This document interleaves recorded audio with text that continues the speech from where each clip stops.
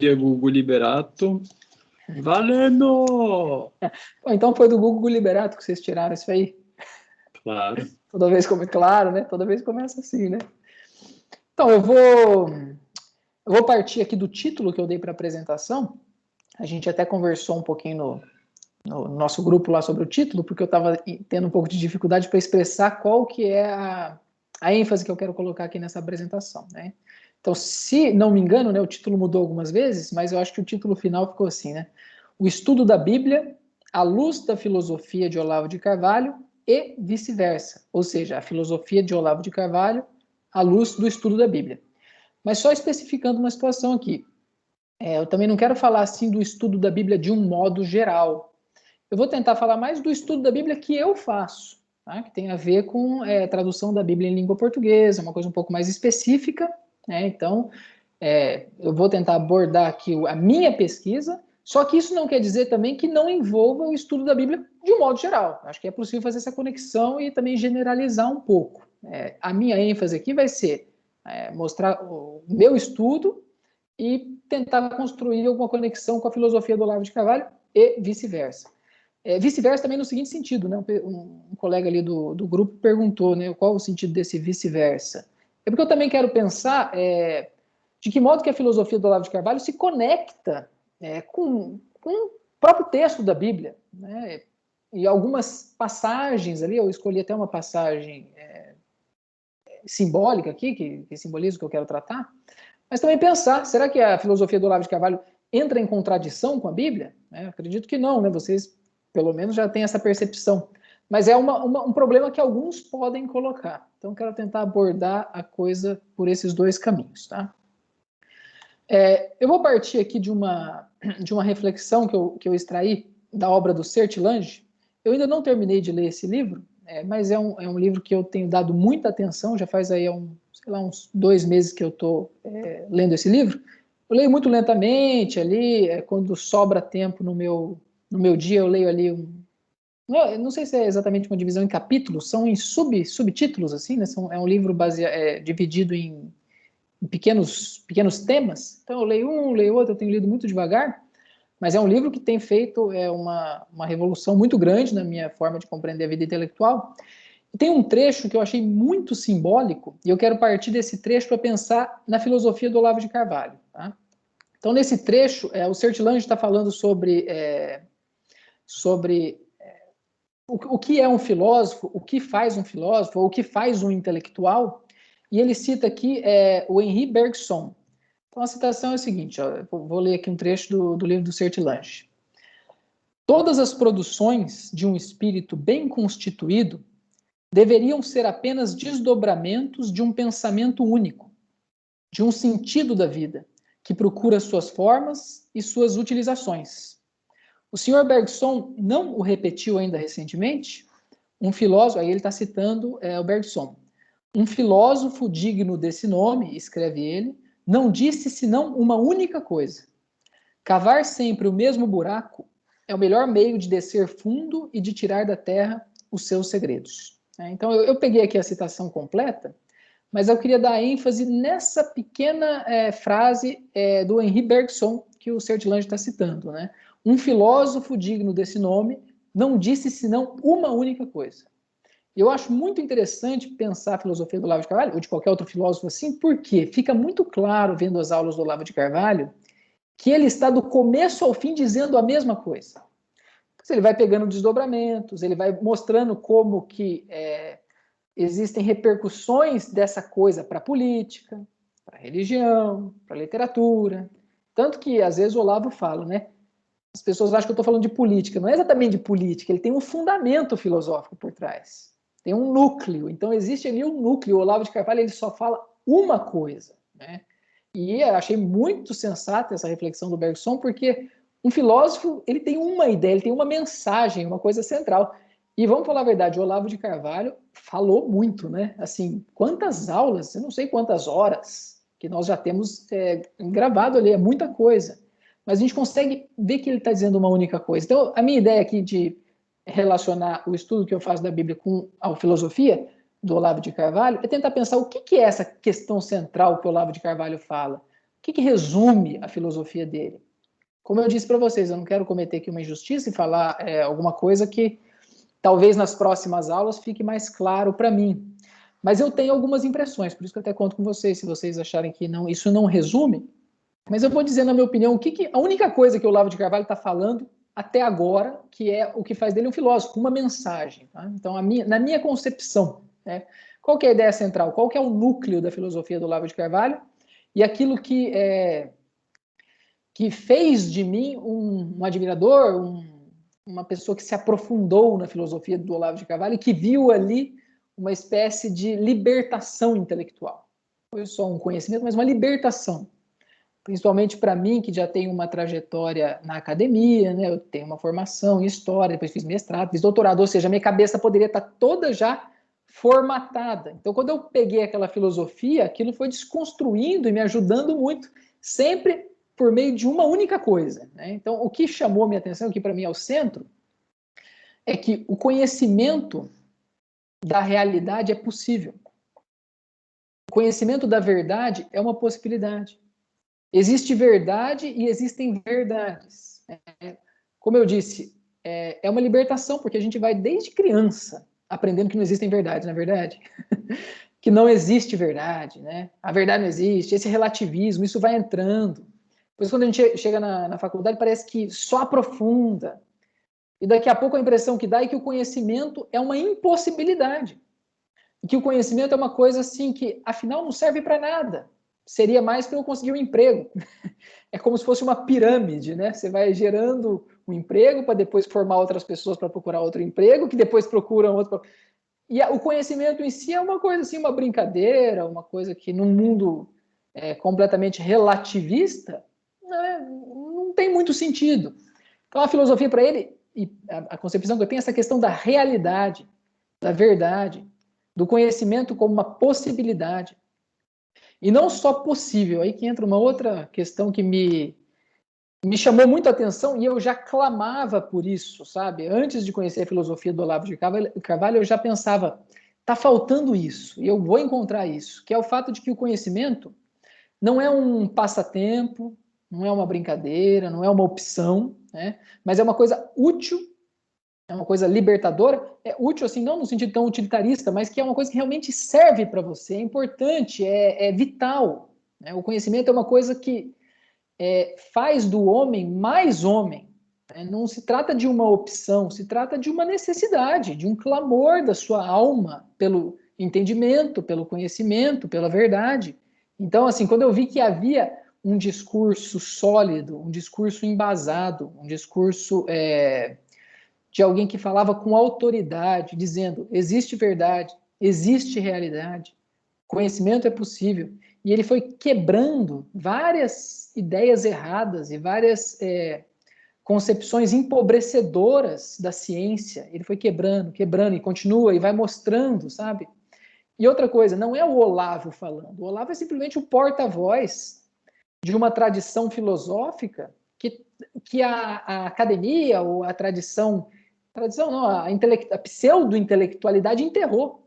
Né? O Olavo de Carvalho é simplesmente o ressuscitar da boa filosofia, dessa filosofia que acredita na verdade, que acredita que o conhecimento é importante, é vital, é uma questão de vida ou morte.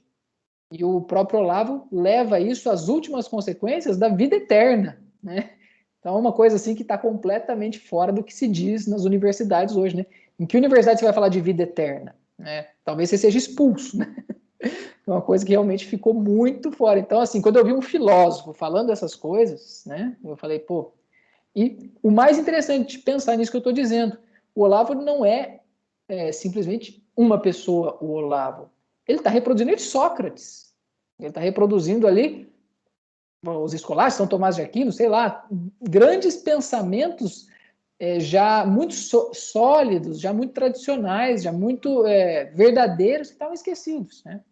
Ou que tentam fazer esquecer, né? Tentam abafar, né?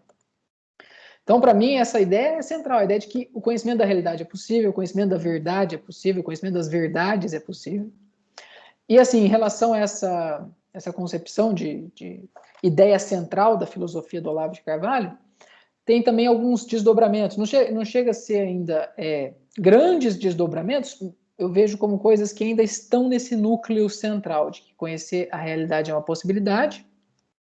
E uma coisa que ficou muito marcado para mim como uma coisa central da filosofia do Olavo de Carvalho, é essa questão de que existe um conhecimento verdadeiro, existe um conhecimento possível, existe um conhecimento baseado na realidade, um conhecimento assim que integrado à vida do indivíduo, integrado à experiência dele. Tá?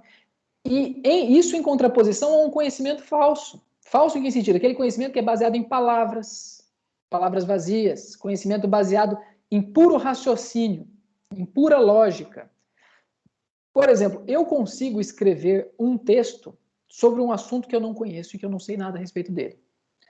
Recentemente, antes de eu assinar o meu contrato aqui com a Universidade de Coimbra, eu fui obrigado, por questões financeiras, a fazer um trabalho para uma escola aqui, era uma escola virtual aqui em Portugal, e eu escrevia textos sobre temas do conteúdo de história aqui de Portugal. Então, sei lá, Guerra Fria, Segunda Guerra Mundial, tal. Eu não vou dizer que eu não sei nada sobre esses assuntos, alguma coisa eu sei, mas assim, não é um conhecimento verdadeiro. Eu não estudei isso a sério, ou seja, eu não conheço esses assuntos em profundidade. Por exemplo, eu não posso falar sobre Segunda Guerra Mundial hoje, eu, enquanto indivíduo que estudou, que está seguro. Eu posso construir um discurso, eu posso escrever um texto, eu posso ler uns 3 artigos da Wikipédia e fazer um resumo, mas aquilo não é uma verdade, não é um conhecimento que está dentro de mim, de fato, baseado na minha experiência e em quem eu sou. E eu vejo que há muito disso.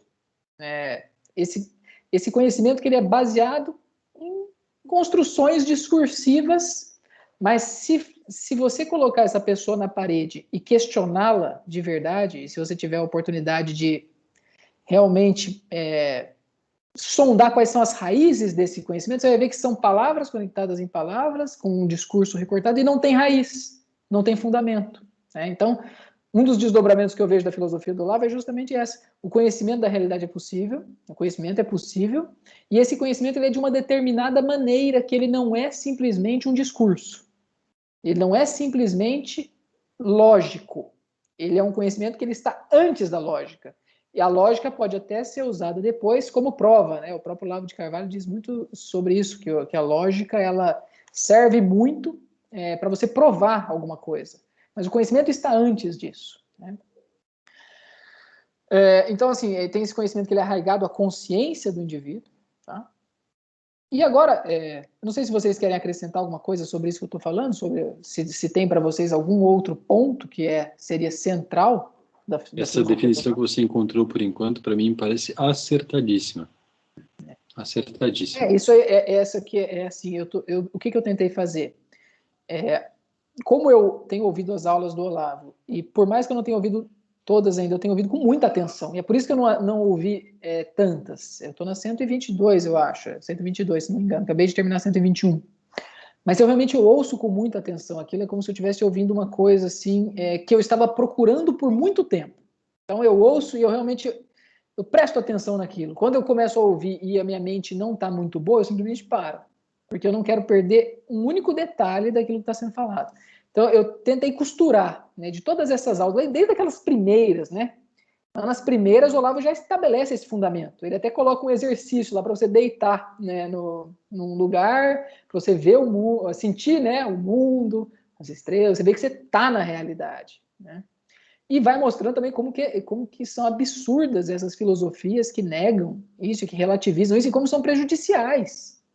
Como tornam a pessoa assim, doente, né, fazem mal. E são filosofias que, na verdade, elas estão muito em voga.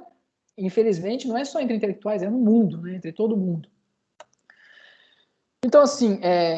Só para acrescentar, eu não posso falar muito, porque há anos eu estou antes da aula 100 também. Estou numa lerdeza aqui só, mas também, o tanto que eu acompanho a professora, acho que aquilo tudo já está muito arraigado em mim. E eu percebo que agora essas últimas aulas de paralaxe cognitiva têm sido, assim, o sumo desse conteúdo, assim, vamos dizer, o resumo de todo esse conteúdo, e só acrescentar tudo que o professor já falou. Nessas aulas está o núcleo de tudo que o professor tem ensinado. Para quem não sei se todos têm acompanhado essas últimas aulas, mas Sim, elas sim, são muito bom. brilhantes, Muito brilhantes. bom. Sim. Eu vi o Olavo fazendo a propaganda, né? Tem um folder, né? Eu ainda não cheguei, não vi essas aulas, mas eu fiquei muito interessado, porque é justamente isso que eu estou te dizendo. Tem um conhecimento, né? O que é possível, o verdadeiro, o enraizado, né? Ele tem uma raiz. E tem esse outro que eu não tinha falado o nome, mas é justamente isso, é a paralaxe cognitiva. Que o eixo do discurso ele está em desacordo com o eixo da experiência, né? Então é justamente esse conhecimento que ele está sem raiz, né? Eu não sei se é o termo certo esse, né? O termo de economia, né? Como se ele tivesse sem lastro. Ele não tem fundamento, ele não tem peso. É um discurso que está parece que ele está trilhando um caminho próprio e desvinculado do indivíduo. Tá, agora só para pensar na questão já do texto bíblico, que eu vou entrar nisso aqui, eu vou pensar em... Pode Só uma falar. coisinha antes de você começar, eu acho que você começou a compartilhar sua tela aí. Será que fui eu que fiz isso, cara? Eu acho que Deixa eu ver aqui. Ficou esquisito aqui de repente também. Então, também ficou para mim, mas será que fui eu que fiz isso? Não é o Luiz, porque é uma pessoa que está com o microfone cortado. Agora voltou normal, né? Beleza. Mas não fui eu. Agora tá certo. Tá. Então vamos lá. Pensando alguns desdobramentos disso para o estudo do texto bíblico. Daí, como eu disse, não é exatamente o estudo em geral. Bom, se alguém quiser fazer uma conexão disso com uma visão mais geral, sem problema nenhum. Eu vou tentar abordar o estudo que eu tenho feito, tá? Então, naquela primeira intervenção que eu fiz, eu mencionei que eu estava fazendo um estudo sobre a Bíblia, a tradução da Bíblia feita pelo João Ferreira de Almeida. Pelo que eu entendi, vocês não têm muita familiaridade com esse nome. Se não me engano, o próprio Olavo de Carvalho ele mencionou o nome de João Ferreira de Almeida em alguma das suas aulas, lá atrás, quando ele fala da tradução do Padre Figueiredo, né, que são as primeiras traduções da Bíblia em português, ele mencionou, né, a tradução do Almeida. Mas o fato é o seguinte, essa questão da tradução do Almeida, e é justamente isso que me motivou a fazer esses estudos em torno da Bíblia do Almeida, um assunto que ele está muito mal explorado até hoje. Então, a Bíblia Almeida é um best-seller, né? Até tem um cálculo de um frei capuchinho, que é um dos maiores estudiosos da tradução da Bíblia, o João Ferreira de Almeida. Ele defendeu um doutorado na Universidade de Salamanca. Ele é franciscano, é uma pessoa que eu conhecia aqui já, uma pessoa bem interessante, assim. É um idoso, ele deve ter já quase 90 anos. Ele fez um estudo e ele fez um cálculo lá. Eu não gosto muito desse cálculo, porque eu acho que é um pouco injusto, mas ele diz o seguinte, que se você for somar todas as edições da Bíblia Almeida, somam mais de 200 milhões de exemplares, o que faz do Almeida o autor de língua portuguesa mais publicado na história. Eu não gosto muito desse cálculo porque, lógico, é a Bíblia, né? Então, assim, você colocar o mérito disso na pessoa do Almeida não me parece justo, né? O Almeida é o autor, mas, pô, ele é um tradutor da Bíblia. Então, a Bíblia, lógico que é um best-seller, né? Então, eu não gosto muito desse cálculo, mas só para vocês terem uma noção da dimensão editorial da tradução do Almeida. É claro que a tradução do Almeida ela tem muitas revisões e muitas edições. Eu vou até tentar abordar muito rapidamente isso para vocês aqui. Então, assim, quando fala assim, a Bíblia Almeida já teve mais de 200 milhões de exemplares, mas, assim, são várias traduções diferentes, na verdade. A Bíblia Almeida, ela nasceu com muitas revisões, com muitos problemas editoriais. Então, só para vocês saberem que quando se fala de Bíblia Almeida, ou tradução do Almeida, são várias traduções diferentes, são várias revisões que foram se formando linhas editoriais diferentes. O que faz da Bíblia Almeida assim, esse sucesso é a Sociedade Bíblica do Brasil. A Bíblia Almeida ela começou a ser publicada assim, massivamente pela Sociedade Bíblica Britânica, mas depois que entrou no Brasil, a Sociedade Bíblica do Brasil já é realmente uma coisa muito grandiosa e publica demais a tradução do Almeida com as devidas revisões. Tá? Então, assim, eu vou falar um pouco sobre essa tradução, sobre a figura do Almeida, a obra de tradução, tá? Mas eu vou tentar, na medida do possível, fazer uma relação entre tradução da Bíblia, texto bíblico, e esse ponto que eu coloquei aí da filosofia do Olavo de Carvalho, que é essa questão do conhecimento da verdade, conhecimento da realidade. Tá? Ô, Luiz, mas, vontade, desculpe atrapalhar, mas não, é eu até vou falar inevitável. isso. Na outra apresentação, eu tinha muita coisa para falar e eu não queria ser interrompido. Muito, mas dessa vez eu quero ser interrompido. Eu quero que vocês falem o máximo possível. Por favor, porque eu até fico cansado, tá? Podem falar o máximo possível. É só uma questão pontual, porque tem o manuscrito original dessa tradução na Biblioteca Nacional de Lisboa. As revisões diferem do manuscrito original, é isso que você quer dizer? Eu fico até curioso de saber como é que você tem essa informação, porque ela não é uma informação que todos têm. Inclusive, o trabalho que eu estou fazendo na Universidade de Coimbra é justamente sobre essa edição. O que tem na Biblioteca Nacional aqui de Lisboa não é um manuscrito. É uma primeira edição do Novo Testamento. Ela foi publicada em Amsterdã, em 1681. Eu vou explicar bem rapidamente como é que surgiu essa primeira edição. Mas essa é a primeira edição que saiu com erros de impressão. E o que tem ali na Biblioteca Nacional de Portugal, que é o único exemplar que se conhece, é uma primeira edição corrigida à mão pelo Almeida. Então não é a Bíblia que é manuscrita, é só as anotações à mão. Não se sabe exatamente se foi ele que fez as correções ou algum colega auxiliar dele que seja, mas esse manuscrito ele é muito infamado. Esse manuscrito, nessa primeira edição, todo mundo enfatiza que ela é a edição que saiu com problemas, que saiu com erros. Eu já não vejo essa edição assim, eu vejo essa edição com alguns erros e que o próprio tradutor corrigiu à mão.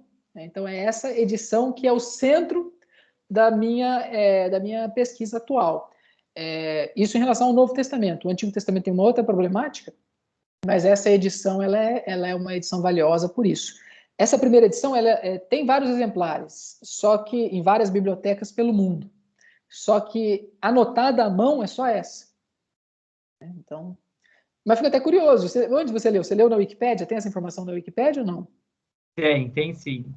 Porque assim, também a própria Wikipédia, eu até tentei colaborar um pouco lá há um tempo, mas as informações ali estão muito confusas, talvez até dizem que é um manuscrito, não sei, mas como eu disse, é um conhecimento em torno dessa figura e dessa tradução, que ainda é uma coisa muito incerta e tem muito de paralaxe cognitiva, porque as pessoas, os estudiosos, os especialistas, eles leem o que está no autor, depois eles reproduzem e vai perdendo o lastro, e vai se tornando uma coisa confusa e vazia. Por isso que até me chamou a atenção o fato de você ter conhecimento desse exemplar, que é raríssimo em Lisboa. Não são todas as pessoas que sabem. A questão é que tinha uma boa nota de rodapé, então por isso que eu trouxe a informação. Geralmente, de fato, quase nada é bom na Wikipédia, mas a Wikipédia europeia é muito boa.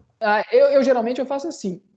Quando eu vou consultar a Wikipédia, eu tento pegar em inglês primeiro, ou quando, sei lá, eu vou ler alguma coisa sobre um cara francês, um cara italiano, eu tento ir nos idiomas principais. Nem sempre eu consigo absorver tudo ali, mas, sei lá, eu vou ler alguma coisa sobre uma figura americana ou inglesa, eu vou lá no inglês, para tentar. Mas eu gosto da Wikipédia. Como introdução é excelente, né? Mas me chamou a atenção você saber desse detalhe, que é realmente, assim, o meu segredo é essa edição. Você descobriu. O segredo do Antigo Testamento. Acabou a apresentação. Pessoal, vamos terminar por aqui o áudio. Pode parar de gravar, Carlos. Pois edita essa parte, tira. Brincadeira, não precisa.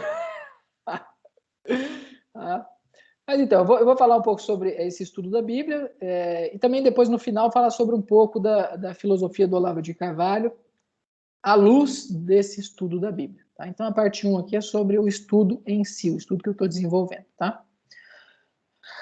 Na verdade, assim, antes de falar sobre o estudo em si, eu vou falar sobre ele à luz desses pontos que eu coloquei da filosofia do Olavo de Carvalho, né?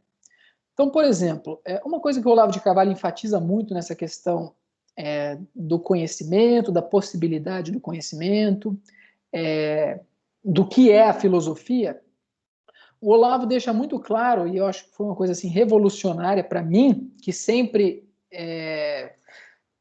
para nós, na universidade, lá, a questão dos textos é muito importante, né? Esse culto dos textos dos filósofos, e você ficar, como se diz, analisando detalhe por detalhe, e tem teses sobre uma vírgula que está lá no texto, e esse negócio. E o Olavo, genialmente, né? Isso não é o Olavo, é a tradição que ele representa, que diz o seguinte: a obra textual de um filósofo é simplesmente um desdobramento, é uma característica, porque a obra do filósofo é a consciência do filósofo, é a mente dele, é ele que é a filosofia, né? E às vezes o texto dele representa essa filosofia e às vezes inclusive mascara, né? Como o Olavo fala muito do Descartes, né? Aquilo lá, aqueles textos talvez não representem e não correspondam muito bem à filosofia que estava dentro da cabeça dele, que é a filosofia do Descartes. Não é necessariamente o que está no texto. Então, lógico, é muito difícil você entender o que está na cabeça de uma pessoa, mas você pode tentar fazer isso e tentar, pelo menos, ter consciência de que o texto nem sempre corresponde, ou nem sempre, ou melhor, nunca é a filosofia. Né? A filosofia de determinado filósofo. O Olavo sempre fala o exemplo de Sócrates, que é o exemplo mais emblemático, porque ele é o pai da filosofia, né? Então fica o que não escreveu nada, né? Então isso acaba mostrando que o texto filosófico não é a essência, não é a base da questão. O texto filosófico é um instrumento. O texto filosófico é um enriquecimento, né? Mas a filosofia em si ela é mais do que um texto, né? E outra coisa que o Olavo fala, que se vocês perceberem, eu já estou tentando fazer aqui conexões com a questão do texto bíblico. Né? Então, conectem com isso. Eu ainda não cheguei na descrição da minha pesquisa em si, mas tentem conectar, vão conectando. Tá? Uma coisa que o Olavo fala, e que também eu já mencionei aqui, a importância da experiência pré-discursiva, pré-lógica, como base do conhecimento. Né? Então, assim, existe um conhecimento, aqui eu também não quero cometer nenhuma injustiça, como eu disse, explicar uma coisa que talvez eu não tenha captado perfeitamente o sentido, mas aquilo que o Olavo chama de conhecimento por presença. Né? É uma coisa que não está fundamentado na lógica, no raciocínio, é um conhecimento anterior. É um conhecimento que o conhecimento verdadeiro e o conhecimento verdadeiramente possível, ele está nesse outro degrau. Né? Ele não é um degrau discursivo, um degrau de palavras. É um degrau, se eu posso dizer assim, pré-lógico. E que não que ele despreze a lógica, mas ele reposiciona a lógica para que ela funcione ou para ajudar na estruturação desse conhecimento ou para prová-lo quando for necessário. Então, a questão, o conhecimento verdadeiro, ele não está fundamentado na lógica. Essa é uma das questões. E na lógica, a gente pode pensar até na lógica não só nesse ramo da filosofia, mas na lógica como palavra, como discurso, como tentativa de expor uma filosofia. A palavra e o discurso é uma tentativa de expor, mas tem coisa que o filósofo, qualquer um, percebe que não está expresso em palavras. Expressar em palavras é muito difícil. O próprio Olavo menciona que narrar qualquer coisa é muito difícil. Envolve uma certa arte, envolve uma certa habilidade, envolve uma certa experiência, envolve domínio do idioma. Então, às vezes a gente fala assim, sei lá, vou expor minha filosofia. Se expor o que aconteceu hoje no seu dia difícil, imagina então expor um pensamento filosófico. As coisas não são tão simples assim, né? Então, assim, me parece que uma das questões é reposicionar a lógica, colocar a questão das palavras e do discurso num outro plano, né? No plano que é o plano adequado para a lógica. Outra coisa que o Olavo faz, e vocês vão conectando isso já com essa questão do estudo do texto bíblico. Essa refutação do eu cartesiano ou kantiano como ordenador do cosmos. Essa visão que nada mais estranho, nada mais rejeitado pela filosofia do Olavo e pela filosofia que ele representa do que essa noção de que o eu é o centro ordenador, ou que é vamos dizer, a base do conhecimento, como se o eu estivesse acima da realidade. ou como se a realidade não existisse sem o eu, né? Então isso, mais uma vez, negando-se esses pressupostos, essas conclusões kantianas e cartesianas, a ideia é o conhecimento da realidade é possível e a realidade transcende o eu. É até curioso que alguém tenha que dizer isso hoje em dia, né? Porque me parece que isso seria tão básico e tão natural, mas como isso foi tão problematizado por tradições filosóficas, agora a gente tem que falar, a realidade existe independente do eu, coisa que qualquer criança sabe, né? Mas é aquele negócio. O próprio Mário Ferreira dos Santos, é muito interessante que ele fala dos escolásticos na obra da Filosofia Concreta. Ele tem umas pérolas, né? Porque ele, como o próprio Elvis disse lá na apresentação, o Mário Ferreira dos Santos, às vezes ele fala de um tom meio informal, de repente ele está muito formal, mas tem uma hora que ele fala informalmente dos escolásticos, ele está refutando essa visão do eu cartesiano e kantiano. Ele fala que os escolásticos tinham uma visão infantil das coisas, no sentido bom, ver o mundo como criança. Não tinha toda essa confusão de a realidade não existe, é uma visão mais simples e mais direta e mais saudável mesmo da realidade, né? É uma visão infantil. Então, geralmente a gente pensa nos escolásticos como uma coisa muito complexa, né? E o Mário Ferreira dos Santos fala, não, os escolásticos são simples. Complexo é essa confusão que foi feita depois, né? Então, o conhecimento da realidade é uma possibilidade, infelizmente nós temos que dizer isso hoje em dia, como já deveria ser óbvio, né? Mas agora, pensando no texto sagrado, se a gente for colocar todos esses pressupostos e aproximá-los da leitura da Bíblia, aí eu estou pensando assim, não numa leitura religiosa, eu estou pensando numa leitura, sei lá, uma leitura qualquer. A impressão que dá é que a filosofia do Olavo de Carvalho vai nos distanciando um pouco da Bíblia. Em que sentido? Em que sentido? Nesse sentido de que o texto, né, pensando em texto filosófico, não é uma coisa central, né? Existe uma consciência anterior, é uma consciência onde reside o conhecimento, né? As palavras, a lógica, tudo isso é uma questão posterior, né? Não é a essência do conhecimento, né? Fala sobre o conhecimento da realidade. Então, assim, não estamos falando de textos, nós não estamos falando de discurso, nós estamos falando do mundo. Então, assim, eu estou dizendo aqui da minha experiência, como eu sou uma pessoa que há um bom tempo eu tenho uma experiência de leitura da Bíblia, é uma coisa importante para mim, né? A leitura da Bíblia em língua portuguesa. Em determinados momentos do curso, eu tive que relacionar isso. Pô, mas e o texto bíblico? Como é que ele se conecta com essas coisas, tá? Então, assim,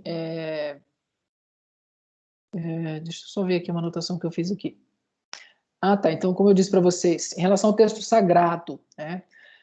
O Olavo coloca ali que a filosofia dá mais atenção à realidade concreta e menos atenção à expressão textual discursiva, ou seja, não que não dá nenhuma atenção a isso, mas mais importante é a consciência do filósofo do que o texto filosófico, como eu já coloquei. Tá? Agora, e o texto sagrado, como que se encaixaria nisso? Então, eu proponho aqui o seguinte, né? Proponho assim como compreensão. Uma das coisas que me deixa muito feliz com a filosofia do Olavo de Carvalho, e que aqui eu vejo como conectar muito bem a leitura do texto bíblico, é a importância que o Olavo dá para a literatura.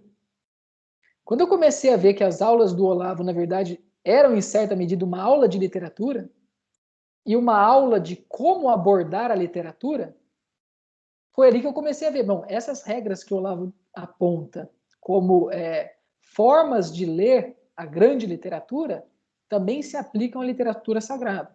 Ou, pelo menos, eu consigo aplicar muito bem. Né? Então, por exemplo, o Olavo ele fala muito sobre como se lê um texto filosófico, como se lê Platão. Eu acho muito legal quando o Olavo diz o seguinte, as pessoas não sabem ler Platão. Ou as pessoas não sabem ler Aristóteles.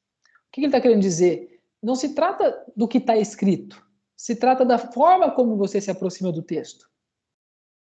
Então, por exemplo, uma crítica que o Olavo sempre faz, a forma como a literatura é ensinada nas universidades. E realmente, eu sou uma testemunha, assim, não tão direta, mas indireta, porque a minha esposa ela é formada em letras.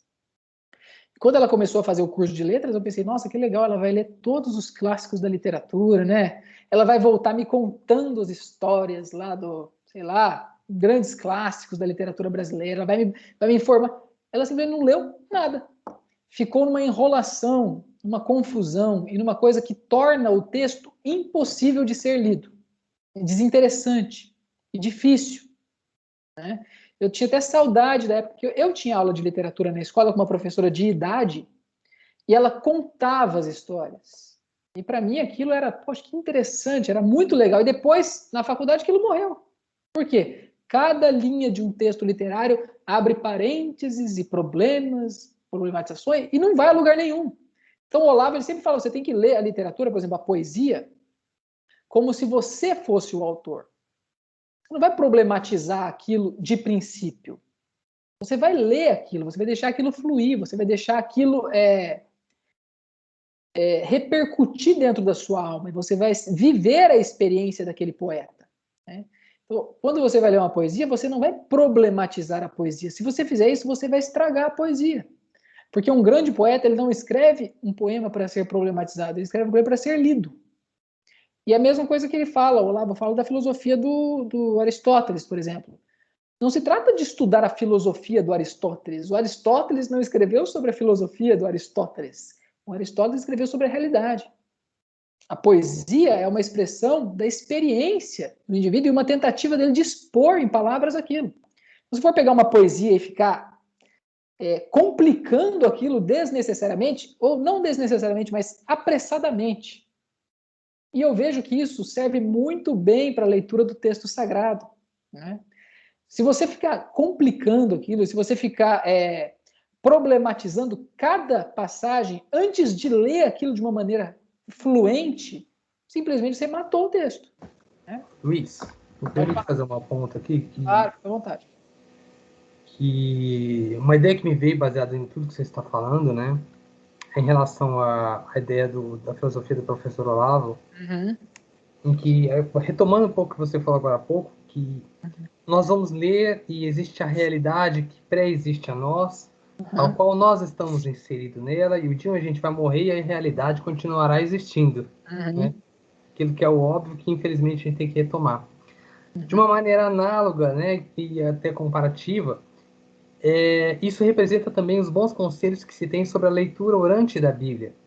Porque, de maneira simples, eu vou resumir, né? O conselho é que quando você recorre à palavra sagrada, às escrituras, para orar, não para estudar, né? Para uma vida ascética, é necessário entender que o livro trata-se de Jesus, né? Tem um nome, Jesus, trata-se de Deus e é sobre Deus, né? Então, isso é o conselho dado são conselhos espirituais da fé cristã, para a pessoa não se colocar no centro, porque a Bíblia não é um cardápio ao qual você escolhe o que Deus vai te servir, Deus seria o garçom, né?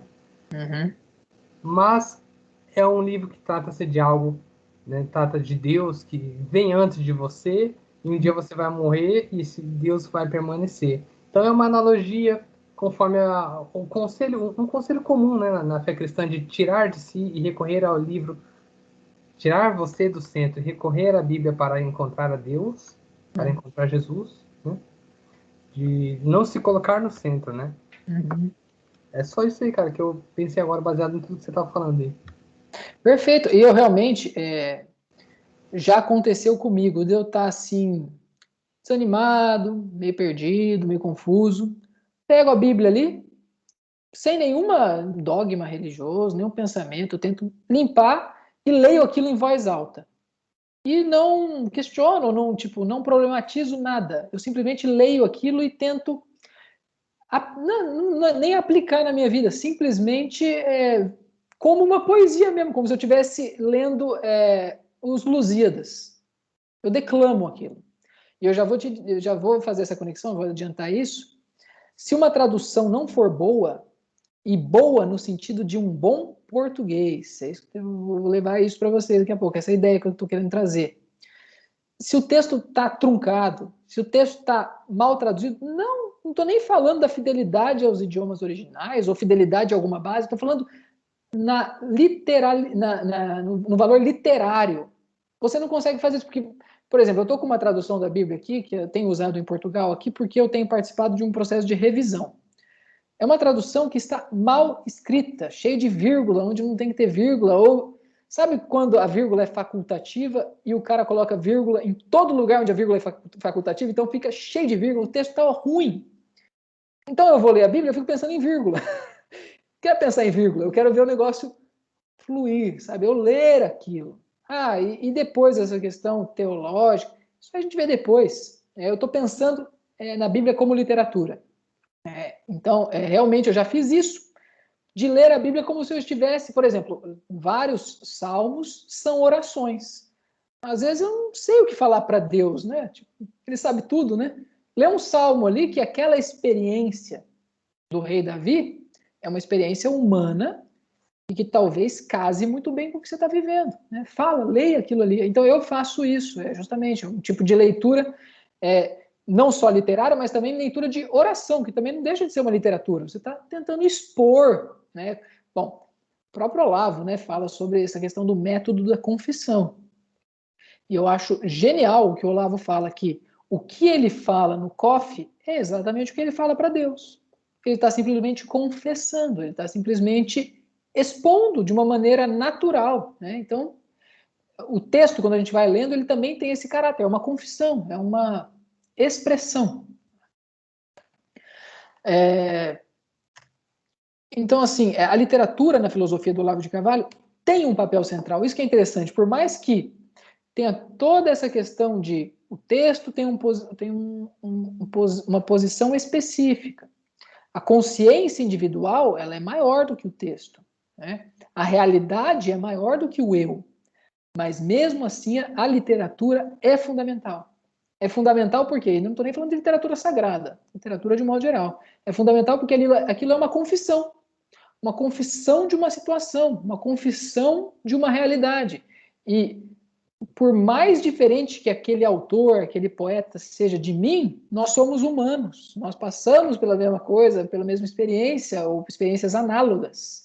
Então, a literatura é central. E se nós colocarmos a literatura sagrada ali, bom, na verdade, não é eu que estou propondo isso, o próprio Olavo de Carvalho coloca, e toda vez que ele cita a Bíblia no COF, é justamente dessa maneira, né? O Olavo, ele não se mete a teólogo, né? Ele até tenta se distanciar um pouco disso, e até, pelo que eu vejo, ele teve muitos conflitos com pessoas que são religiosas e são juízes da teologia alheia, né? Ali ele usa a literatura, e realmente é isso que faz com que o texto bíblico se encontre nessa realidade. Por mais que, por um determinado momento, você pode pensar, não, mas o texto bíblico é muito difícil, né? Tem uma consciência por trás, tem toda uma questão religiosa.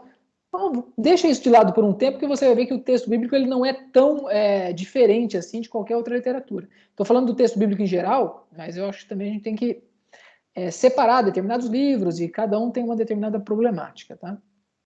Então, o texto bíblico ele tem essa subjetividade que é positiva, que é a subjetividade que é a experiência do indivíduo, a experiência da confissão. E interessante, que eu nem vou entrar nisso ainda, mas para quem acredita na inspiração divina das Sagradas Escrituras, ali tem a experiência humana e também tem a visão divina, a experiência divina, mente divina. Então ali está o enriquecimento, mas isso não torna esse livro não literário. Não deixa de ser literatura, não deixa de ser um livro humano, produzido como poesia. Depois eu separei um trecho aqui do Novo Testamento e já vou adiantar para vocês. Por que eu separei esse trecho? Aleatoriamente, praticamente aleatoriamente. Eu peguei um trecho aqui só para ilustrar como que aquilo flui e como que aquilo revela uma experiência. Poderia ser qualquer outro trecho, mas eu tentei separar um aqui. Daqui a pouco eu chego lá, tá?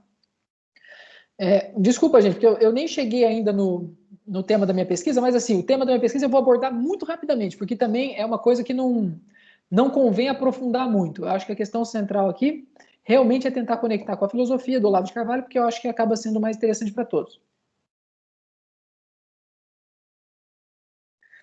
Então vamos lá. Tem uma aula do COF, eu não lembro exatamente o número, mas não é muito distante da que eu estou agora.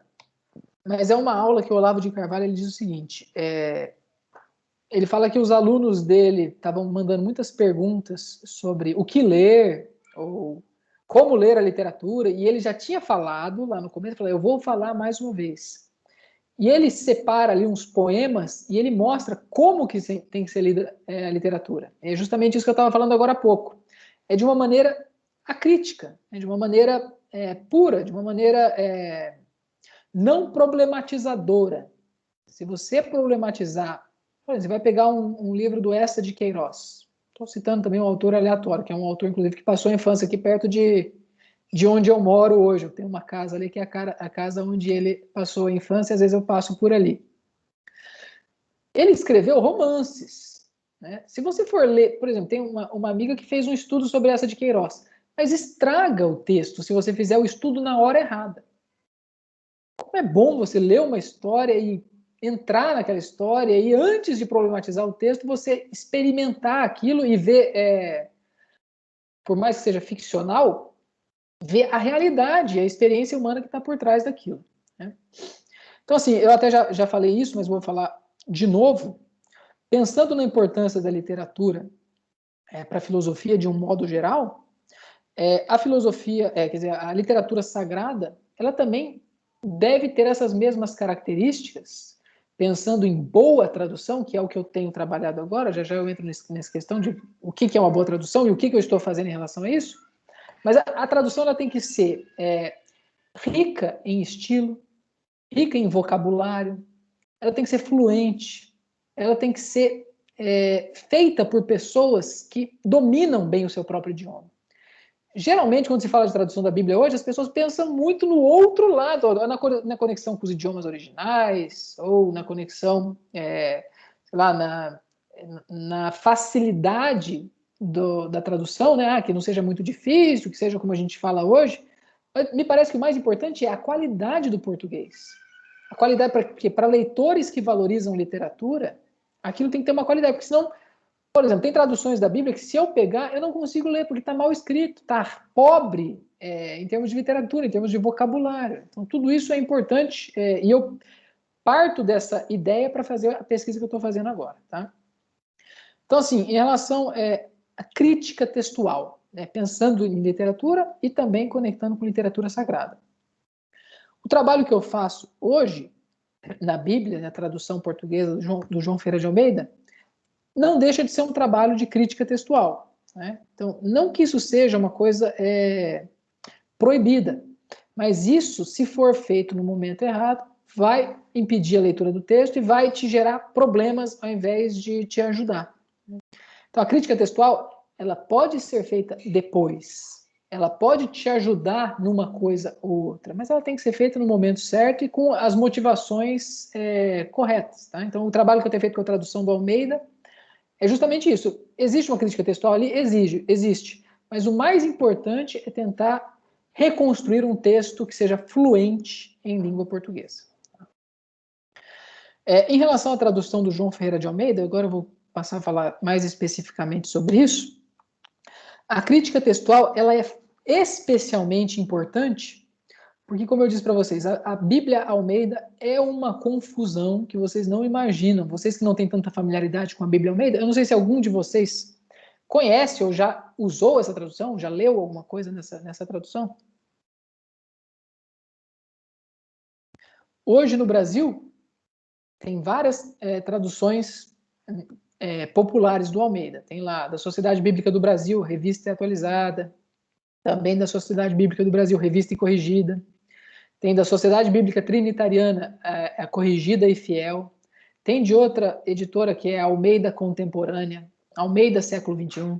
Ou seja, são várias traduções.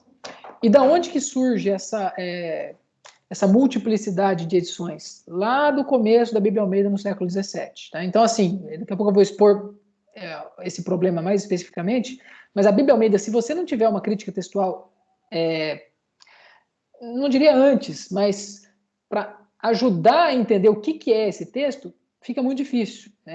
Você não sabe, por exemplo, essa revista corrigida, de onde ela veio? Qual que é a diferença dela para essa revista atualizada? Da onde veio tudo isso? Então, se você não souber disso, você realmente não consegue entender muito bem o que é essa tradução. Tá?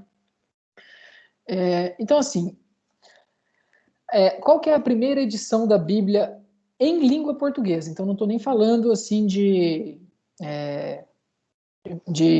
primeira edição do Almeida. A primeira vez que tem em língua portuguesa uma Bíblia, em um único volume, né, um livro, Bíblia, como a gente conhece hoje, foi só em 1819, que é a tradução do João Ferreira de Almeida, publicada pela Sociedade Bíblica Britânica, foi publicada em Londres. Essa edição de 1819, inclusive, é uma edição assim muito celebrada, né? Foi a primeira Bíblia, né? Mas de onde veio essa edição de 1819? Daí vai voltando para a época do Almeida, né? Porque o João Ferreira de Almeida ele viveu no século XVII, né? Ele nasceu em Portugal, mas ele viveu em colônias holandesas no Oriente, principalmente em Jacarta, né, onde hoje é a capital da Indonésia. Ele viveu em Jacarta, que era uma colônia holandesa, chamava-se Batávia. Ele viveu em Malaca, na atual Malásia, né? Então ele era português. Como que ele foi parar lá? Ninguém sabe. Eu disse, é um assunto muito mal entendido. Sei que ele era um português que estava entre holandeses, né? Os Países Baixos, né? A República dos Países Baixos era uma potência marítima e comercial nessa época, então ele estava lá no meio de um ambiente muito próspero. E ele faz a primeira tradução da Bíblia em língua portuguesa, ele não conclui, então ele faz primeiro o Novo Testamento, depois ele traduz quase completamente o Antigo Testamento, mas ele não termina o Antigo Testamento. Então, assim, ele publica um Novo Testamento, em 1681, é a única edição que ele publicou em vida, o Novo Testamento. O Antigo Testamento permaneceu manuscrito. Agora, assim, essa edição de 1819, ela está baseada em algumas edições do século XVIII. Essas edições do século XVIII, elas representam bem a tradução do Almeida? Ninguém sabe muito bem. Então, assim, eu só para explicar bem resumidamente para vocês, eu vou falar primeiro do Novo Testamento, depois do Antigo, que são duas coisas diferentes, para vocês verem que a questão é complicada. Quando Almeida concluiu essa tradução do Novo Testamento manuscrita, ele tentou publicar em Batávia, que é onde ele estava, só que existia ali uma instituição eclesiástica, a Igreja Reformada Holandesa, que era muito rigorosa e que exigia um processo de revisão e não publicava nunca. Ele esperou 40 anos para publicar, não publicava. Ele mandou secretamente o manuscrito para Amsterdã, e foi esse manuscrito que foi publicado em Amsterdã e que veio com erros editoriais, que o Aldo comentou. Então, essa é uma edição. E depois que ele morreu, os religiosos, né, os ministros da Igreja Reformada, publicaram uma segunda edição do Novo Testamento. Então, assim, isso 2 anos depois que ele morreu. E são edições muito diferentes. São praticamente traduções distintas. As duas aparecem com o nome do João Ferreira de Almeida. Alguns consideram que uma é a melhor, outros consideram que outra, e realmente é uma questão assim, praticamente insolúvel. Insolúvel em parte, porque o que eu estou tentando fazer agora é justamente isso, né? É defender que a primeira edição, essa que saiu com erros editoriais, ela é a melhor, porque a outra é obra de estrangeiros, você vê claramente que é uma coisa assim que foi mal revisada. Em relação ao Antigo Testamento, tá? Desculpa prolongar muito nisso, porque eu também não quero entrar em detalhes, é só para vocês terem uma noção. O Antigo Testamento, o Almeida traduziu até o livro de Ezequiel, né? Traduziu quase todo o Antigo Testamento, então faltou ali o livro de Daniel e os 12 profetas menores, então, sei lá, cerca de 10% do Antigo Testamento ficou faltando. Ele morreu, o manuscrito ficou guardado, e simplesmente aquele manuscrito ele ficou conservado e ninguém publicou. Ele ficou guardado porque os ministros da Igreja Reformada em Batávia não queriam publicar aquilo, porque para eles tudo é muito difícil, tudo precisa de revisão, tudo tem que ser muito perfeitinho, sabe? Eles são realmente muito exigentes. E daí teve um holandês que concluiu a tradução, né? Então quem traduziu foi um holandês, e aquilo ficou guardado num armário. Eles até usam na documentação armário. Só que depois, na Índia, existia lá uma colônia dinamarquesa, numa cidade que se chama Tranquebar. Essa cidade existe até hoje, ela tem um nome com o dialeto local lá, mas se você procurar Tranquebar na Wikipédia, no Google aparece. E havia ali uma colônia dinamarquesa, e nessa colônia dinamarquesa foi instalada uma missão, missionários luteranos alemães se instalaram nessa colônia dinamarquesa e edificaram ali uma tipografia. E eles como a língua portuguesa era muito importante na região, eles tiveram a ideia de publicar a Bíblia em português. Descobriram que tinha o Novo Testamento, publicaram, e ficaram sabendo que tinha um manuscrito do Antigo Testamento. E daí enviaram secretamente esse manuscrito e começaram a publicar, e são as primeiras edições do Antigo Testamento em português. Mas esses são volumes, então tem o primeiro volume, Pentateuco, o segundo volume, livros históricos, livros proféticos e papai, e são volumes. E em Batávia eles publicam também o Antigo Testamento. E mais uma vez, são duas edições muito diferentes. Então, só para resumir, essa primeira Bíblia em língua portuguesa, que é um único volume, de 1819, ela é assim uma seleção de algumas dessas edições. São as melhores edições?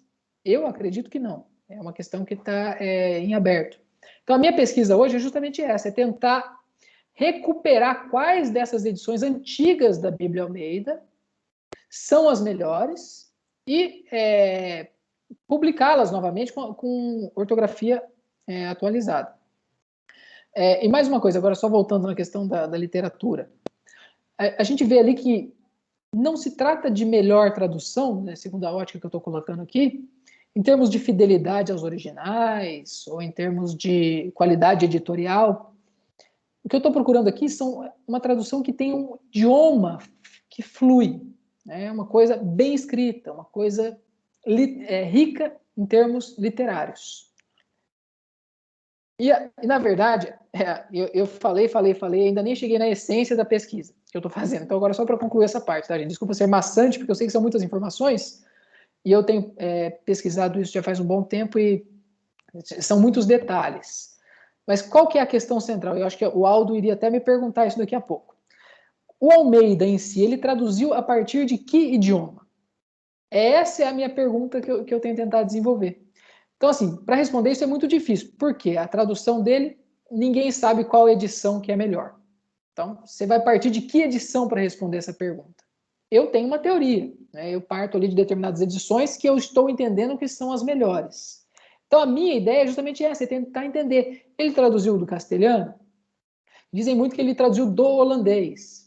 Ele traduziu do latim? Também tem essa vertente no Novo Testamento, que ele traduziu do latim, e não o latim da Vulgata, o latim de Teodoro de Beza, que é um discípulo de Calvino, e que, na verdade, não fez uma nova tradução em latim, ele fez uma revisão da Vulgata com base em alguns outros manuscritos gregos.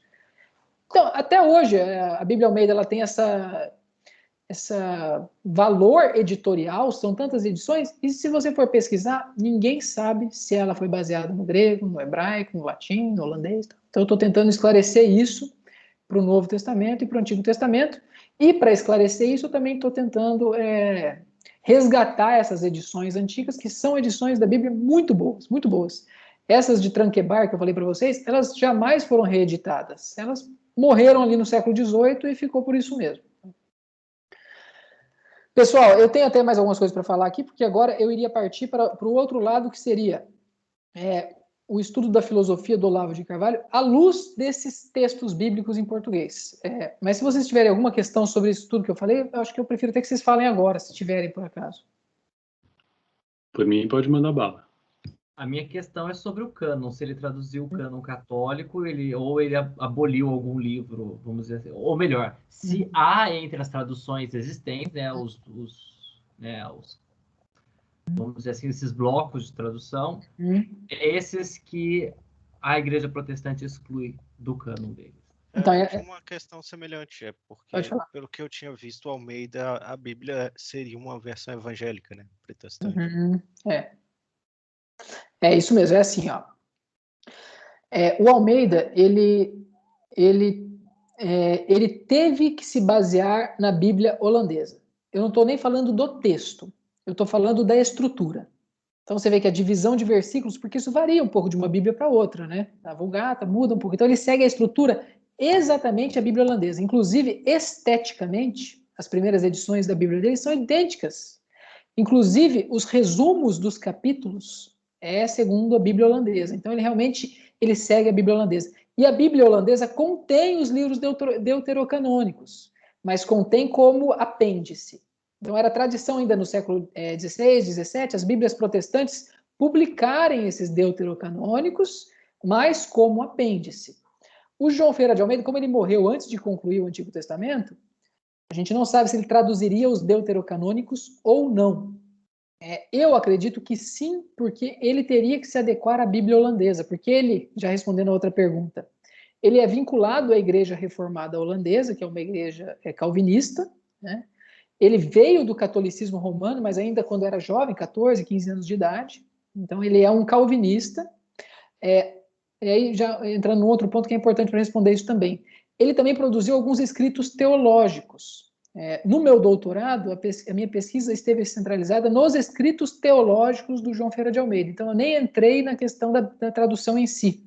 E os escritos dele são escritos de polêmica religiosa, de polêmica anticatólica, especificamente anti-concílio de Trento. A literatura dele é contradizer as disposições doutrinárias do Concílio de Trento. Então, assim, o que o Almeida fala? Ele fala sobre os deuterocanônicos. Ele diz que são livros carnais, livros humanos, livros que não têm revelação divina nenhuma, que não pode ser usado para embasar doutrina nenhuma. Eu sei disso porque eu li o posicionamento teológico dele. Agora, se ele traduziria ou não, eu creio que sim. Por quê? Porque nesses livros teológicos, além do fato dele ter que se conformar à Bíblia holandesa, nesses livros teológicos tem alguns versículos desses livros deuterocanônicos em português. Lógico, ele traduziu esses versículos, no final das contas, para dizer que esses livros são humanos, não são divinamente inspirados. É a concepção tradicional da Reforma, ou da Igreja Reformada Holandesa, do Calvinismo, do protestantismo de um modo geral. Agora, se ele traduziria ou não, eu acredito que sim, pelo fato dele ter que se adequar à Bíblia holandesa, que, aliás, é uma Bíblia excelente também. A tradução holandesa é uma grande Bíblia da história das traduções da Bíblia protestante, porque é uma Bíblia que foi feita também com base nos originais, tem muitas anotações e comentários especificando as opções de tradução, assim, ele se baseou muito nessa tradução, não só em termos formais, como eu falei para vocês, do formato, mas também no texto, até onde eu tenho pesquisado também pesou muito sobre ele. Mas se ele traduziria? Creio que sim. Agora, se ele os considerava livros sagrados, com certeza não. Mas isso não surpreende, porque ele também ele segue. Tanto que a Igreja Reformada Holandesa tinha um certo receio dele. Por ele ter sido católico, eles pensavam que ele não era um calvinista muito ortodoxo. Tanto que na literatura dele, ele não é um cara predestinação, ele não fala muito disso. Então, assim, quando ele foi eleito, consagrado ministro e pregador da Igreja Reformada Holandesa, ele teve que assinar lá as atas do Sínodo de Dort, que é o sínodo da Igreja Reformada, contra os arminianos, lá essa questão da predestinação. Então, eles não confiam muito na teologia dele. Então, ele é calvinista? Ele é. Mas se você for ler os textos teológicos dele, ele é muito mais um anticatólico do que um defensor da predestinação. Ele fala disso uma hora ou outra, mas ele não é ele é interessante, eu gosto muito do que ele diz sobre isso, que ele fala o seguinte: predestinação, se você pensar sobre o assunto, é complicado. Mas se você ler na Bíblia, é simples. Eu adoro que ele fala isso. Ali, tá claro, agora vai raciocinar, combina muito com o que o Olavo diz. Você fica raciocinando sobre predestinação, você vai entrar nos problemas lógicos insolúveis. Mas se você for ler o jeito que está na Bíblia, não tem problema nenhum. Eu gosto muito dessa concepção dele. E aí, mais alguma questão sobre essa parte aí? Me parece que o Lutero fez a mesma coisa, né? Ele também traduziu esses livros e com notas prévias arrasadoras. Uhum. Mas é porque o Lutero também é um cidadão um pouco imprevisível, né? Porque eu também não sou conhecedor da obra do Lutero, então eu li uma coisa ou outra. Mas o Lutero também fala assim, Apocalipse, não sei se esse livro é da Bíblia, não.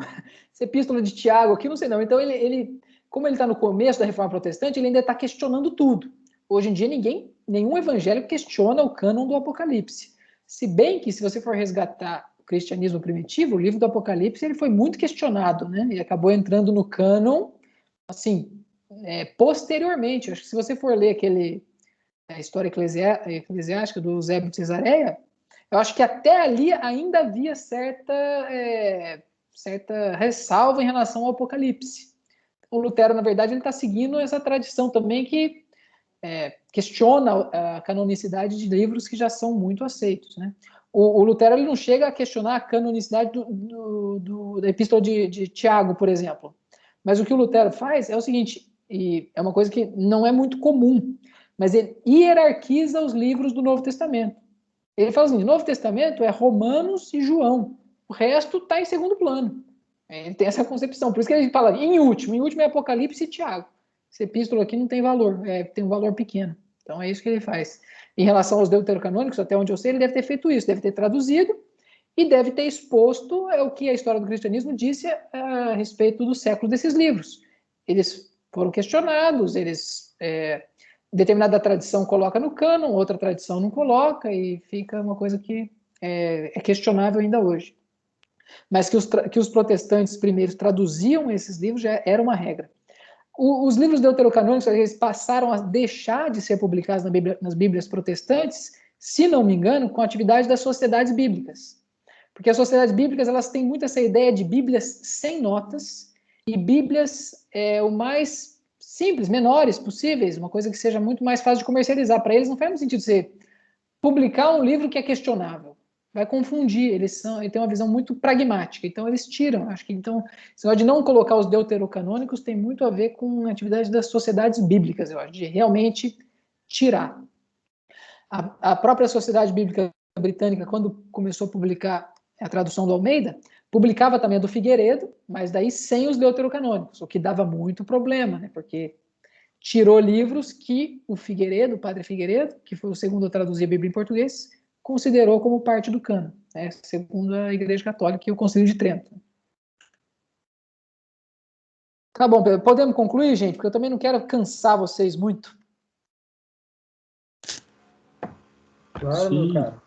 Vamos lá, assim, só para concluir mesmo, talvez o que eu vou falar não faz sentido para vocês. Eu imagino que a maior parte das pessoas aqui são católicas.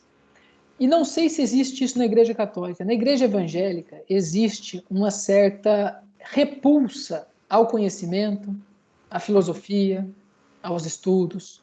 Eu tenho a impressão de que na Igreja Católica isso não é assim. Eu posso estar enganado. Eu penso que não existe uma certa aversão à filosofia. Por exemplo, se eu falar para alguém que é evangélico, assim, como eu posso dizer, um evangélico que vive dentro da igreja, que não olha para fora, se eu falar que eu estou estudando filosofia, ainda mais a filosofia do Olavo de Carvalho, vai achar estranho, né? Não se estuda filosofia, porque a concepção é mais ou menos assim, se eu tenho a salvação da minha alma, por que eu vou estudar? Parece que esse desprezo pelo conhecimento, isso entrou nas igrejas, né? Então, o que eu vou falar é o seguinte, de que modo que o texto bíblico, nesse formato que eu estou dizendo mais simples possível, aquela interpretação mais básica, sem grandes mistérios, sem grande simbolismo, o que a Bíblia diz sobre isso, sobre conhecimento, sobre sabedoria? Desde que eu conheci a Bíblia, quando eu tinha 20 anos, 19, 20 anos, o que me chamou a atenção foi essa questão de que, por exemplo, o livro de Provérbios enaltece conhecimento, sabedoria, verdade, entendimento. Busca isso. Isso vale mais do que ouro. Isso vale mais do que prata. Não coloca o teu coração nas riquezas. Não coloca o teu coração nessas coisas. Não usa a sua inteligência para isso. Busca o saber. Busca entender. O homem ímpio não valoriza essas coisas. O homem sábio, ele valoriza tudo isso. Isso, para mim, foi muito claro desde o começo. Então, assim, para algumas pessoas, talvez, como eu disse, não faz sentido para vocês. Mas para algumas pessoas eu tenho que defender a filosofia e falar assim, a Bíblia defende o conhecimento. Mas é claro, existe um conhecimento fraudulento. Existe essa paralaxe cognitiva. Existe um conhecimento vão, uma confusão. Como eu disse, essa questão do kantismo e do cartesianismo que confunde, que empobrece, que questiona o que não é para ser questionado e que faz raciocínios que te impedem. Né? A impressão que eu tenho é que até existe um ramo da filosofia que serve só para afastar o homem do evangelho, das verdades de Deus. Né? Então, assim, me parece que não há contradição nenhuma entre a Bíblia e entre a filosofia do Olavo de Carvalho e a filosofia de um modo geral. Tá? Então, assim, só para concluir para vocês, eu vou ler aqui um trecho da tradução do Almeida, E é um trecho nessa tradução do Novo Testamento de 1681, que está anotado à mão. Tá? Só para vocês verem como que o negócio flui, é bem escrito. Então, não quero extrair daqui nenhuma teologia, nenhuma filosofia, nada. Só quero que vocês vejam o texto, né? Percebam como que o texto flui. Eu vou ler aqui, 1 aos Coríntios, capítulo 2. É um trecho que fala sobre sabedoria, né? Sobre conhecimento, e é um trecho que fala sobre um bom conhecimento e um conhecimento nocivo. Né? Uma sabedoria que, na verdade, não é sabedoria, que é uma pseudo-sabedoria, ou como ele coloca ali no texto, uma sabedoria mundana, carnal. Então, só para vocês verem como que é o texto do Almeida, como é um texto que é fácil, apesar de ter uma linguagem um pouco arcaica, tá? Tem gente que não gosta. Eu gosto, para mim tem que ser arcaico. É o português de Luís de Camões. Olha só. Aqui é o apóstolo Paulo falando. E eu, irmãos, quando vim a vós outros, não vim com excelência de palavras ou de sapiência, anunciando-vos o testemunho de Deus. Porque não propus saber alguma coisa entre vós outros, senão a Jesus Cristo e este crucificado. E eu mesmo estive entre vós outros em fraqueza, em temor, em grande tremor. E minha palavra e minha pregação não foi em palavras persuasórias de sapiência humana, mas em evidência de espírito e de potência, para que a vossa fé não seja em sapiência de homens, mas em potência de Deus. Ora, nós falamos sapiência entre os perfeitos, porém uma sapiência não deste mundo, nem dos príncipes deste mundo que se desfazem, mas falamos a sapiência de Deus em mistério escondida, a qual Deus tinha determinado antes dos séculos para a nossa glória, a qual nenhum dos príncipes deste mundo conheceu, porque se eles a conhecessem, nunca crucificariam ao Senhor da glória. Mas como está escrito, as coisas que olhos nunca viram, nem ouvidos ouviram, nem em coração de homens subiram, são as que Deus tem preparado para os que o amam. Porém, Deus nolas revelou por seu Espírito. Porque o Espírito esquadrinha todas as coisas, até as profundezas de Deus. Porque quem há dos homens que saiba as coisas que são do homem, senão o Espírito do homem que nele está? Da mesma maneira, também ninguém conhece as coisas de Deus, senão o Espírito de Deus. Ora, nós temos recebido não o Espírito deste mundo, mas o Espírito que é de Deus, para que conheçamos as coisas que de Deus nos são dadas, as quais também falamos, não com palavras que a sapiência humana ensina, senão com as que ensina o Espírito Santo, acomodando as coisas espirituais às espirituais. Mas o homem animal não compreende as coisas que são do Espírito de Deus, porque lhes são louquice, e não as pode entender, porquanto se discernem espiritualmente. Porém, o espiritual homem discerne todas as coisas, mas ele não se discerne de ninguém. Porque quem conheceu a intenção do Senhor que o possa instruir? Mas nós temos a intenção de Cristo. Então, só para vocês perceberem, esse texto aqui, tradução do Almeida, publicada em 1681. Qual é o livro e o capítulo? Isso aqui é 1 aos Coríntios, capítulo 2. Eu li o capítulo inteiro para vocês. Eu não fiz nenhuma alteração nesse texto. Ele é simplesmente a edição original do Almeida com revisão ortográfica. O texto tá ótimo. Não sei se vocês percebem isso. Não parece que é um texto do século XVII. O Almeida traduziu de uma maneira que era para perdurar o texto. Por isso que ele usou o português clássico. Agora você vai estudar sobre essa edição, a edição com 1000 erros, essa edição é muito ruim. Não tem 1000 erros. 1000 erros faltou uma vírgula aqui, faltou 900 vírgulas ali. É só errinhos desse tipo. Então, esse texto, não quero também fazer interpretações e tal, mas fala sobre sabedoria. Existe uma sabedoria humana ou carnal que a gente pode, sei lá, essa confusão, essa sabedoria suja, essa sabedoria que torna o homem menos divino, mais animal. Né? Existe uma sabedoria boa. Pode falar. Luiz, você poderia só reler o primeiro versículo? Eu estou com a Bíblia Ave Maria aqui nos olhos, porque o efeito que provoca a sua leitura dessa versão aí é muito forte. Eu não sei se, de fato, a qualidade da tradução é um negócio assim muito melhor, mas eu queria comparar um pouco, se você puder ler só o primeiro capítulo, só o primeiro versículo. Perfeito. Tá, antes de ler, deixa eu só te falar. Eu acho que assim, a força está realmente na qualidade do português. Assim, é um português que é camoniano. Sim, Tem palavras que ele usa ali que você vê assim. De onde que ele tirou? Eu vou procurar lá no Google Books, Camões e outros caras do tipo. Então, assim, a ideia do Almeida é um texto que flui e que seja forte. E bom para ler em voz alta. Então, olha lá. Ó. E eu, irmãos, quando vim a vós outros, não vim com excelência de palavras ou de sapiência, anunciando-vos o testemunho de Deus. Só mais um. Porque não propus saber alguma coisa entre vós outros, senão a Jesus Cristo e esse crucificado. Quer que leia mais um pedaço? Não, já deu para entender, porque aqui eu tenho uma versão que não está má, eu acho que é a Bíblia Ave Maria, que diz: também eu, quando fui ter convosco, irmãos, não fui com o prestígio da eloquência nem da sabedoria anunciar-vos o testemunho de Deus. Julguei não dever saber coisa alguma entre vós, senão Jesus Cristo e Jesus Cristo crucificado. Me parece até que é uma versão que se inspira dessa, né, do Almeida.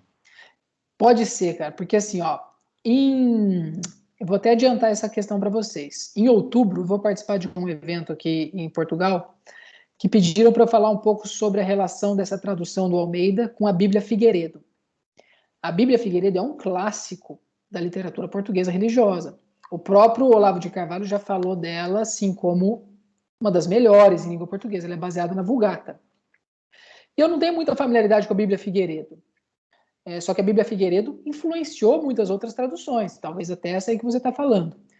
E agora eu estou comparando as duas edições, a do Almeida e do Figueiredo, e estou descobrindo que o Figueiredo bebeu muito da tradução do Almeida. Muito. Eu estou até... não vou chegar a esse ponto, porque eu acho que seria um pouco injusto eu fazer essa afirmação já. Eu tenho a impressão de que o Figueiredo plagiou. Tem termos que o Almeida usa que eu não consigo entender de onde ele tirou. É muito típico. Eu vou lá no Figueiredo, tá igual.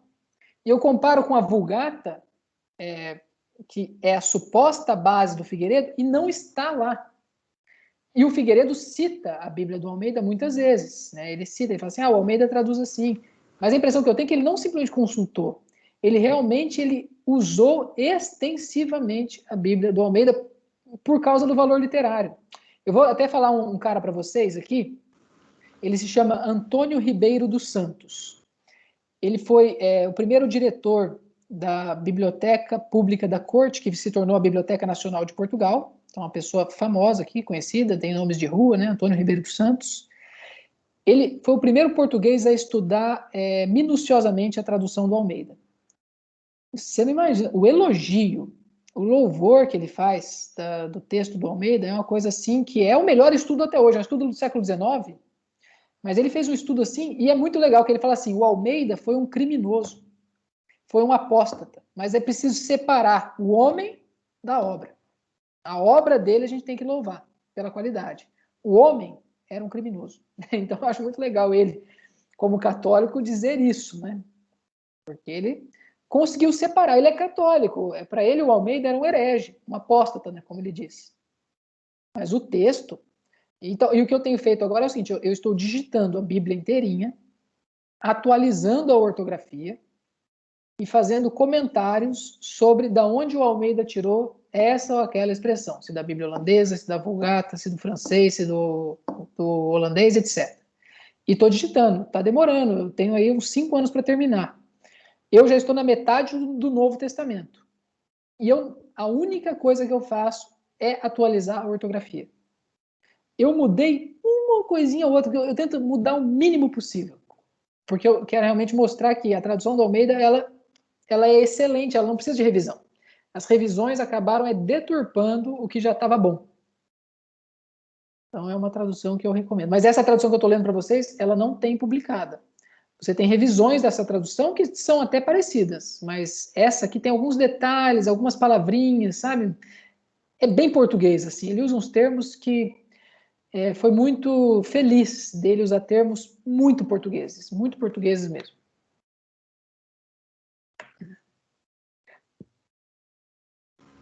Show de bola, mestre. Por exemplo, só de falar uma coisa, por exemplo, você vê que ele usa aqui o termo sapiência e não sabedoria. Não tem nada a ver com a tradução do grego isso, porque às vezes ele traduz o grego lá, Sofia, por sapiência, às vezes por sabedoria, às vezes por saber. Por que ele usa sapiência aqui? Eu suponho que seja porque ele está jogando com 3 termos que rimam. Sapiência, evidência e potência. Sonoridade. Então, assim, eu vejo que ele usa muito sonoridade. E isso é literatura. É aquela coisa que soa bem. E que você experimenta um texto, e às vezes você fala, como você disse, acho que não sei se foi o Felipe que falou, quem que comentou que o texto estava bom. Às vezes a gente não sabe por quê. Você fala, meu, tá forte esse texto. Vai ler lá Camões que você vai ver a força daquilo. Porque aquilo lá é uma escolha sonora, uma escolha correta. Né? Uma escolha que faz com que aquilo repercuta em nós de uma maneira natural. Essa aqui é de Jerusalém, e ela conta com um grande prestígio em nível de qualidade, né? Uhum. E ela tá sabedoria mesmo. Eu abri o mesmo trecho aqui. Tá sabedoria, né? Porque essa aí, assim, francês, né? eu não tenho familiaridade com a Bíblia de Jerusalém. Eu sei que ela é, assim, hoje a queridinha dos protestantes teólogos, né? Das universidades, né? É a melhor. Só que é ruim, porque ela, para brasileiro, ela já é uma tradução portuguesa do francês, né? Daí vai passando de camada em camada, né? Essa aqui As pessoas adoram essa tradução, né? Eu não tenho familiaridade, confesso que não tenho familiaridade.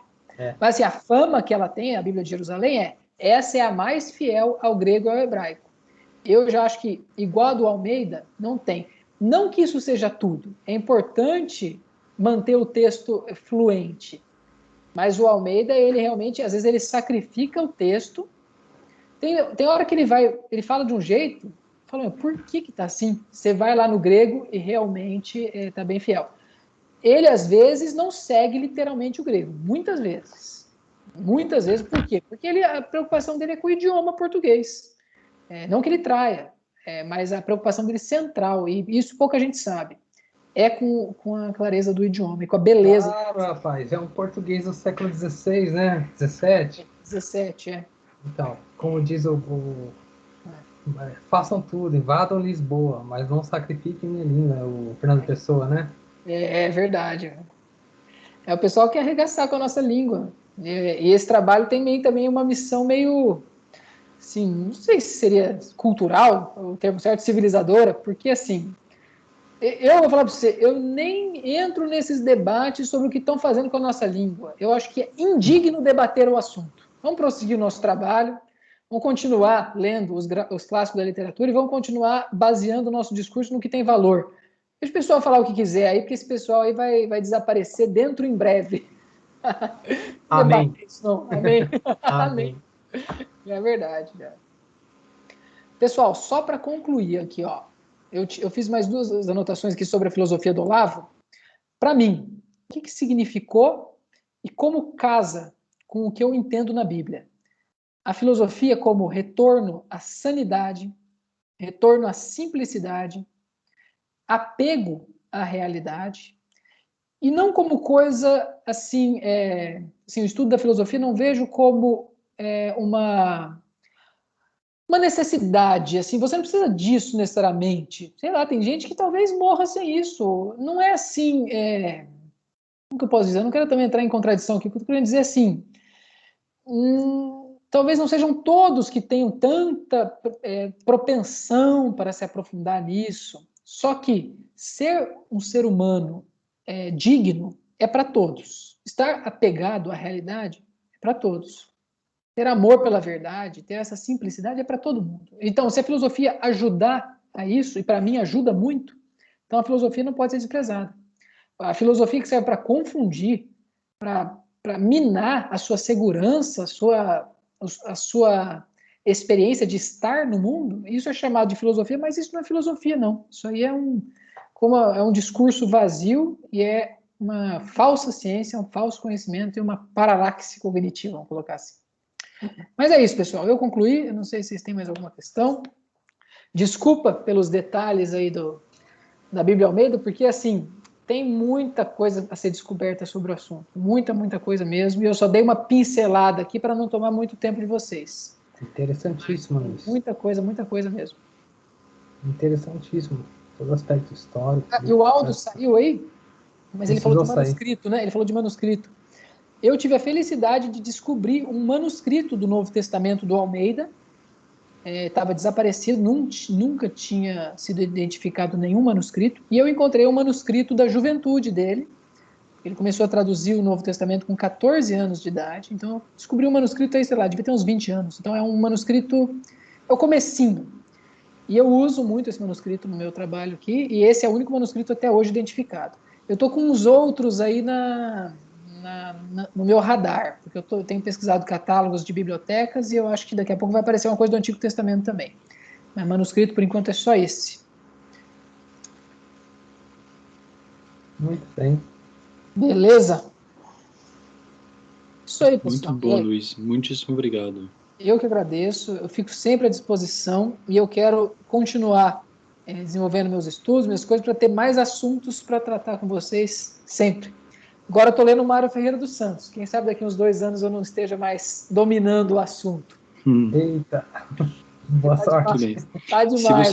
Se você tiver algum documento escrito disso que você está expondo para a gente, mande para o Aldo publicar no nosso Medium. O Aldo mencionou. Depois, se vocês passarem o link lá de novo, porque eu já consultei, eu quero ver de novo, porque se eu for escrever uma coisa, que seja uma coisa que case bem com o conteúdo que vocês já têm publicado lá. Tá bom. Beleza?